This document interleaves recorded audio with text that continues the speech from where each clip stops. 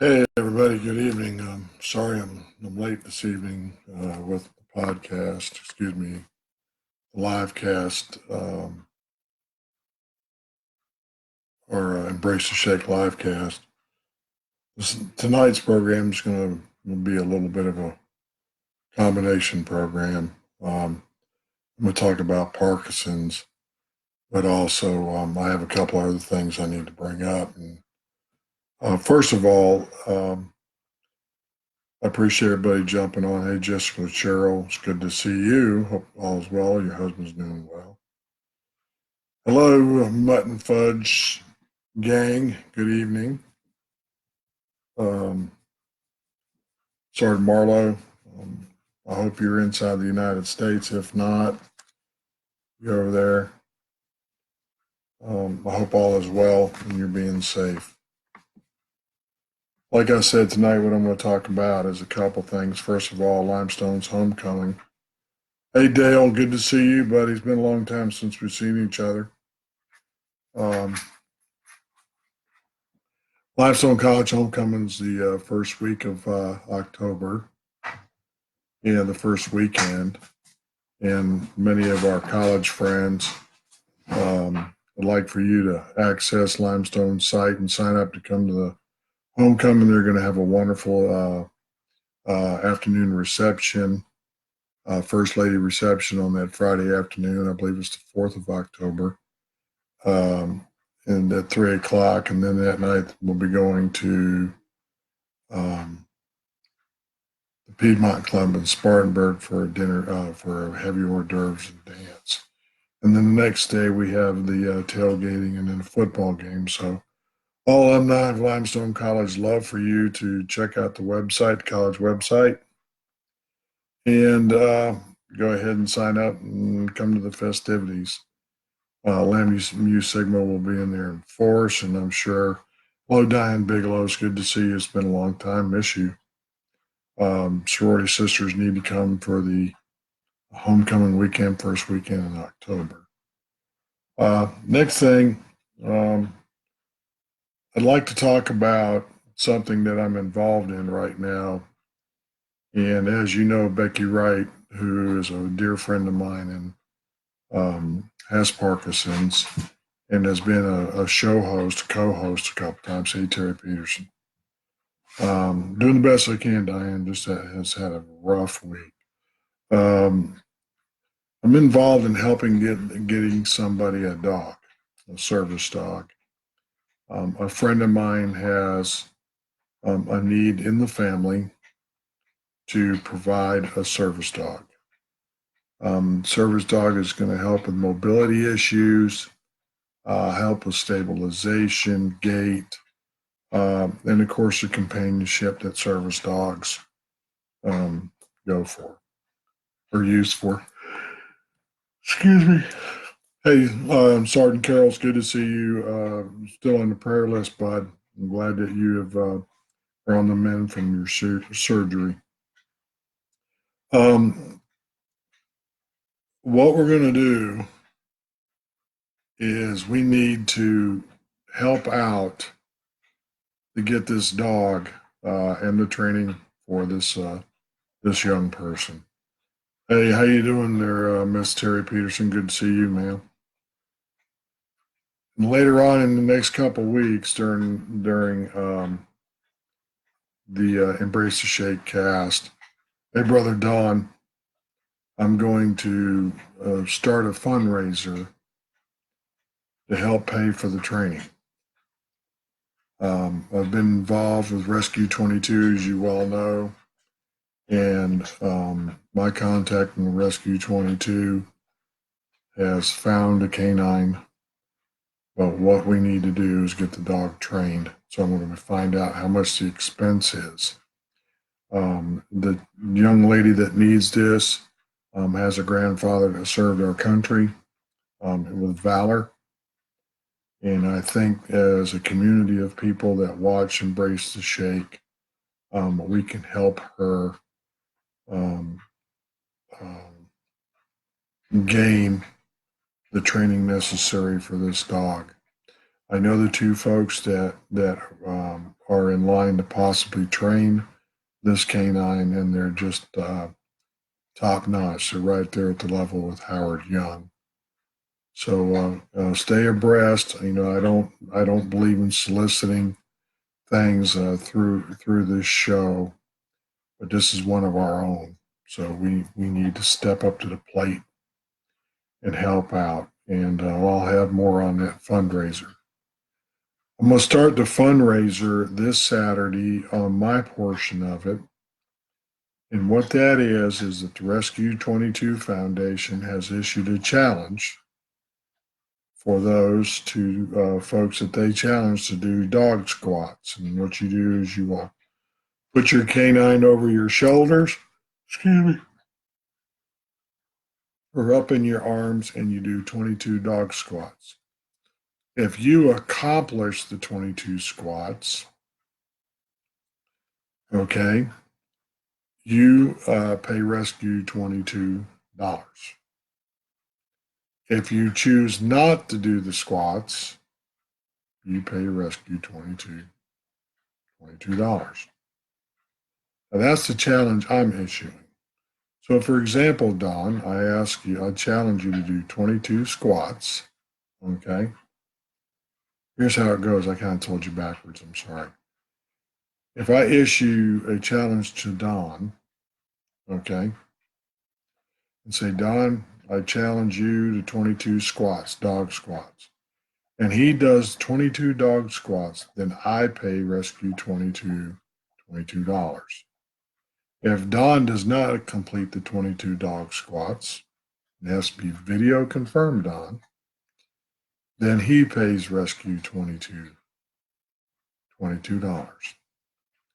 The 22 represents the number of veterans that we lose each day to veteran suicide. And all dollars donated to Rescue 22 are used to secure dogs and pay for the expenses, the shots, and the training. What you don't know about Rescue 22, for example, is that when Moose was found, he was in Texas, then to Miami, and then in the shelters, and he was brought to North Carolina, and it was at no expense to me. There's no expense at all. Command Sergeant Major, good to see you, buddy. Best of luck in your candidacy. You know I'll support you. So I received Moose, and I did not have to pay for anything. And then for a year, through the kindness of people in the community, Sergeant Huggins, good to see you. Thanks for being on tonight. And through the goodness of the community, for Shelby, for a year, I haven't had to pay any medical expenses or any dog food expenses or anything. And now that that year's up, that's been extended again. And I can't say thank you enough to those who provide that. So we always have to pay it forward. I will not tell you who this individual is, but I will give you details as far as what we have to do. And I'm asking you to support my request to help this young lady receive a dog at no cost and help this young lady receive the training at no cost to them. Like I said, the grandparent in the family has served our country with valor, and I think we need to take care of our own. So more to come on that. Another thing is, hey, Brandy, good to see you. Thanks for being on tonight. Appreciate what you do down at Limestone. I just appreciate your friendship. You're just a magnificent person. And I pray for your husband's safety every night. Brandy's husband's in law enforcement, like Sergeant Huggins. He's in law enforcement as well, and he keeps us safe at Limestone.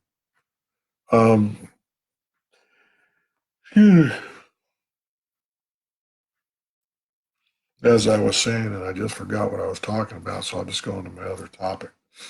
Um, Tonight, we talked a little bit about the things associated with Parkinson's. Oh, I know what I was going to say.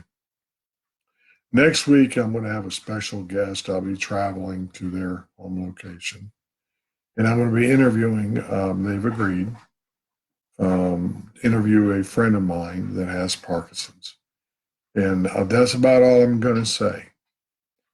Um, he is far more advanced than I am. But I think he has many great experiences and a wonderful story to tell. I apologize for my yawning. Um, anyway, we'll be on at 8 o'clock next Thursday night, and it's going to be a wonderful show. And ask you to bring a friend, dress as casual, come as you are, as we always do, and sit back, and you are going to be amazed at what you hear. Um, he's a good friend of mine, and we've only known each other about 6 weeks, but we connected well. He's in my boxing class, and you talk about the will to fight is just horrendous. Okay, tonight I'm going to talk about a couple things that are associated or related to Parkinson's disease. That, excuse me, um, part of it's yawning, as you well know. The conditions that are associated with Parkinson's that are not very familiar. That noise you hear in the background is moose licking on a new bone. So please excuse that. All right, the first thing I want to talk about is called dyskinesia, and of course I have to have notes. I know about these issues, but I just want to make sure I'm giving you the new up to date information. Dyskinesia is a fidgeting or a wiggling or a discoordinated movement that a lot of times you cannot control. It's brought on by prolonged use of the dopamine medications, carbidopa, levodopa. Excuse me. Um, there are some new therapies, new medications that help reduce that. I take that, and as you notice, from the beginning of the show in April until now, my hand fidgeting has decreased a lot. Where I have issues is in my legs now, but I'll take that any day of the week compared to what my hands were.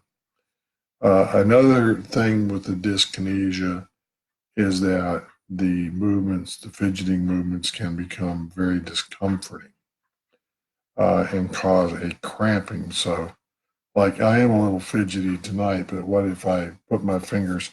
This is, hey, how you doing, Carmen? Thanks for coming on. A lot of times when I sit with my fingers like this is what I do, so my hands don't get fidgety around people. I'm kind of conscious about that. Good evening, Troop. So I interlace my fingers like that, and that kind of calms the fidgeting down, the dyskinesia. But what happens a lot if I leave them there for a long time, then they get crampy, and then I have to almost unlock my hands. And that painful cramping is called dystonia. And it's one of the silent signs of Parkinson's. It also occurs in the feet, and it can wake you up in the middle of the night and cause you not to want to go back to bed. B12 therapy is not very good um, because of the amount of B12 that is required for you to take orally to um, kind of work against that dystonia is quite high and has a tendency to cause nausea.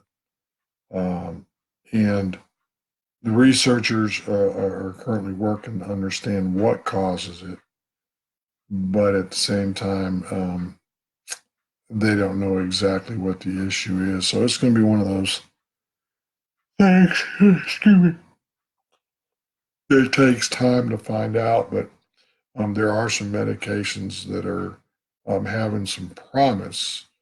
Um, um, Alex, your cat's waking you up in the middle of the night. That's just precious.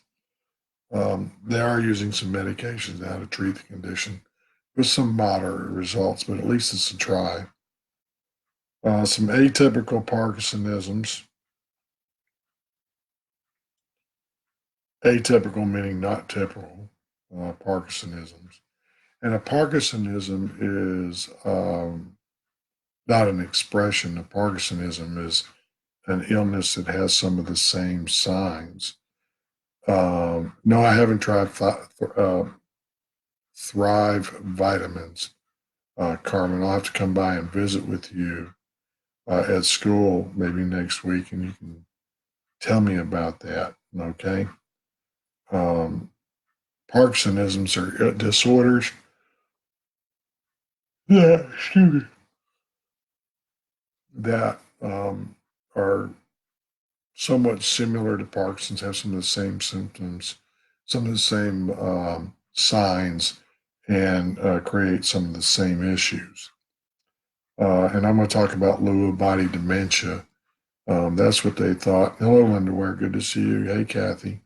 Are you safe in, I guess you're pretty safe in Florida right now, Kathy? Is everything okay in your county?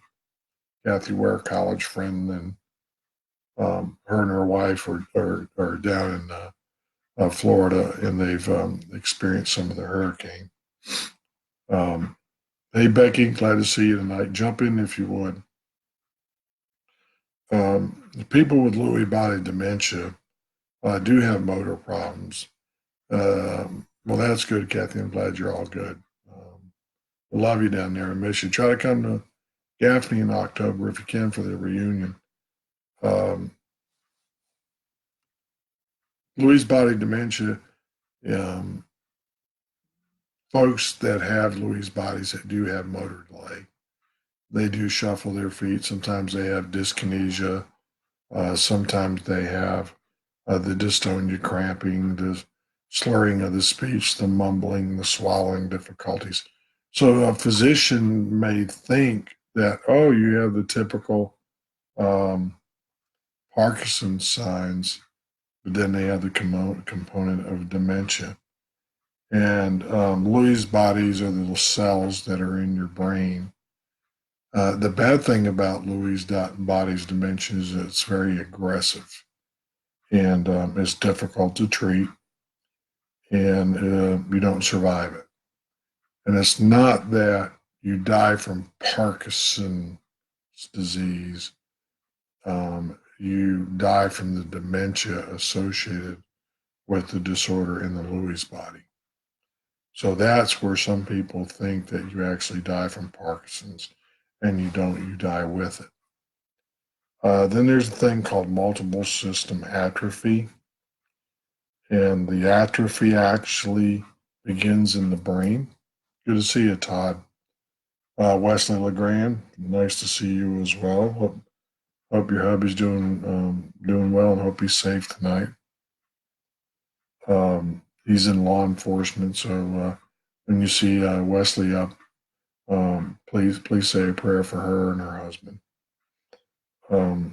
The atrophy or shrinking or um, the Sadie and Mutton Fudge, if you'd like to talk about it, like to give us some clues about. I'm sorry that your father has Lewy bodies, but if you'd like to add to the conversation, please do so, because you're experiencing first. And hey, if you're open to it, I'd love to interview you while we're down at school together.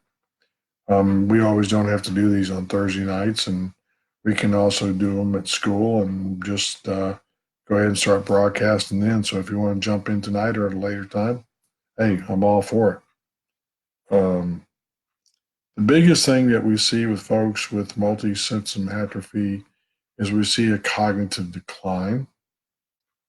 Of course, there's the stiffness and what they call bradykinesia, like you're seeing there tonight. Becky, are your fingers closing tonight, or are they staying open as well? My hands were really sore after boxing last night. Um, Also, with the bradykinesia, they have a little dyskinesia and some dystonia, the cramping I talked about. Um, the other thing is the cognitive delay is not a dementia. It just takes a little bit longer to get things out. And so your hands are doing the same thing mine are doing. Okay. So our hands are just alike. Um, but what we see with folks that have the multi-system atrophy is that their autonomic systems like blood pressure, automatic systems, autonomic systems means the same thing. Blood pressure, digestion, some heart issues start to develop, cardiovascular issues. Uh, Alex, you're welcome to come to boxing if you'd like. It's Wednesdays nights at 7 o'clock at Stripefik on West Warren Street. So you're welcome to come and join us. We'd love to have you. The biggest problem that I know that people that I know that have multi-system atrophy are the digestive issues. They get extremely bloated, constipated, and sometimes they have blockages in the intestines because of this disorder, and it succumbs to surgery. So it's just absolutely awful. So those are the things that I wanted to talk about as far as associated or Parkinson-like Parkinsonism disorders. But the big one is I want to talk about corticobasal degeneration. Um,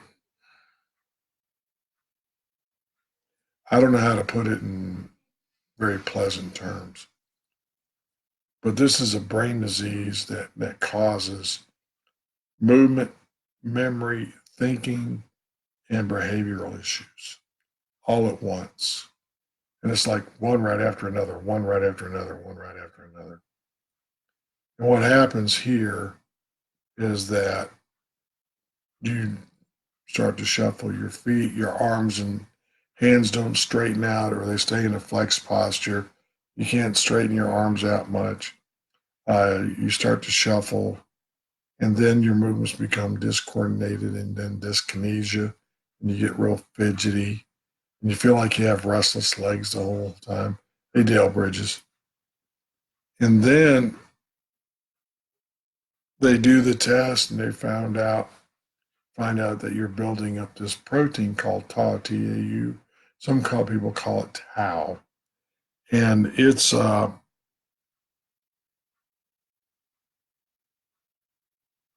would I say this?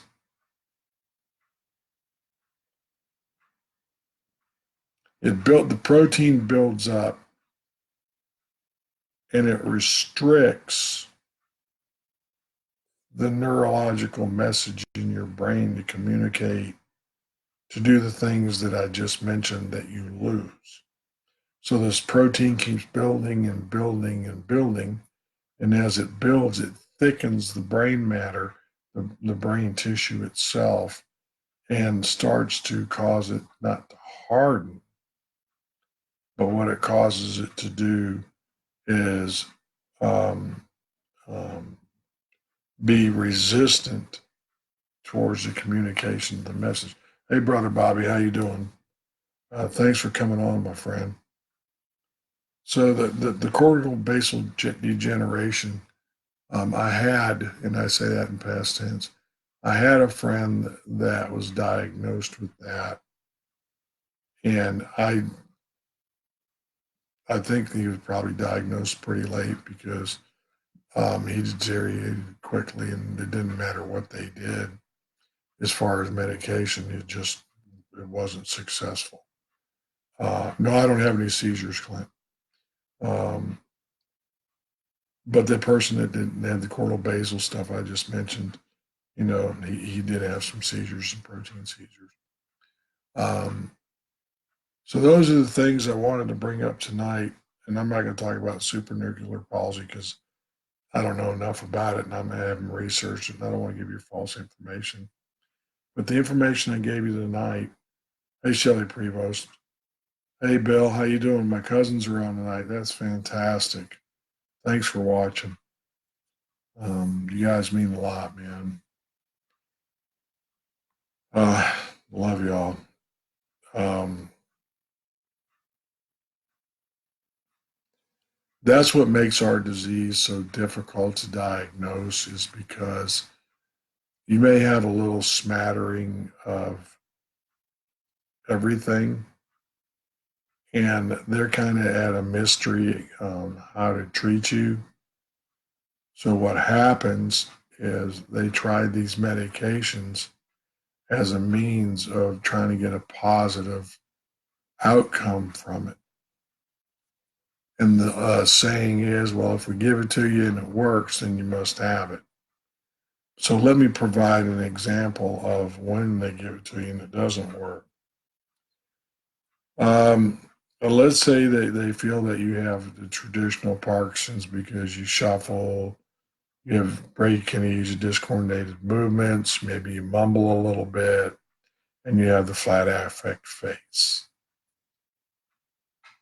And then you start mentioning, well, I'm having a hard time with organization.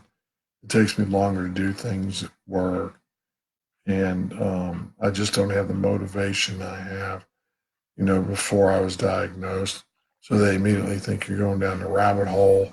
So they send you to counseling. And then you're disorganized, get more disorganized, your skills get more difficult to do. Your organizational habits, higher executive thinking becomes more of a problem. So finally, they decided to go ahead and do an MRI, a traditional MRI, and then without the contrast, and still no results much of anything. And you progressively get worse, and you lose your sense of smell and your sense of taste. And then your organizational skills get worse. And the next thing you know, hello, Alicia Clinton, good to see you. They do another MRI with contrast, and bingo, you have Lewy body dementia. So it may have been 6 months to a year, maybe. So you went 6 months to a year without the stuff, the medication and therapies you need. Um, you know, and it's just awful. Thank you for sharing that, Alex, that you were in counseling for bullying. And um, like I've told you 1,000 times, you're my hero, girl. You're just a motivator for all of us, and you're just a precious person. And like I said, I'd love to have you on the show. I'd love to have you in boxing, and Becky can come over and interview you. The other thing is that there's so many things in Parkinson's that you have that they can't do anything for. They can't restore your smell. They can't restore your taste. The muscle function you lose, they can't restore it. They can slow it down some, but they can't restore it. You lose your ability to think, high levels of organization. That never comes back, and then it starts. Your personality just starts to disappear, or it changes to aggression, and there's really nothing that you can do. Everything's so how would you say driven by medication. You're right, Clint. It's hard to get the right medications. Um, Took you 10 years for your partial seizure disorder. Hmm. Thank God. Haven't had one in 5 months. That's fantastic. So, in my current situation, people say I look great and I'm doing well. And I say, thank you. I've gone from 224 to 196. And now I'm running through a phase with my medication as I'm putting some of that weight back on. And it's just really not making me feel good. So I'm going to try to titrate that medicine a little bit myself and see if I can maybe taper it down so I can get some of this weight back off because I don't feel good at 196. I know it sounds strange, but I feel good about 193, 194. And I'm starting to carry some fluid again. So back to the LASIX we go. Thanks for being on tonight, Ashley. Folks, as you can see, I'm just kind of gassed and worn out today. This is how it's been all week. But then again, this is week 2 of college, and this is what it's going to be like probably about the first 4 weeks for me, and then I'll get into the realm and I'm good to go. Now I'm fine during the day. Um, I do pretty good, but at the end of the day, I'm kind of sapped. Good night, Kathy. Where I'll be heading there in just a little bit myself. Um, Another thing I'd like to extend, if you'd like to come to Parkinson's Boxing and support it, you are quite welcome as well. We have, a really good group about that come on Wednesday nights at 7. Some people call it no name boxing. Once we leave there, we don't discuss who is in our boxing class. So come on if you want, 7 o'clock. No special dressing. We go for about an hour, and you'll get to meet some really neat people. All right, next week I'll be interviewing a really great guy, as I said before. I'll keep you posted about the fundraising for the dog. And finally, I'll put a video on um, Facebook on Saturday after we shoot it, and it's going to be the Rescue 22 Challenge. So I ask you to participate in that. Once again, I want you to understand that I only do this because, as far as Rescue 22, because they helped me and they've helped several of my veteran friends. But their organization uses every single dollar to get dogs to deserved service members and/or their families. And I'm asking for your help. If you do not want to provide financial assistance, prayers and support are just as good. Thanks for watching tonight. Thanks for being on with me. Seeing you guys every night, every Thursday night, excuse me, every Thursday night we're on is just outstanding. Um, Thank you for supporting my family. And God bless America. God bless our firefighters, EMS, and law enforcement who ride the streets and keep us safe. God bless all our troops overseas defending our country and our ideas, and bless those on the borders. And always remember, embrace the shake.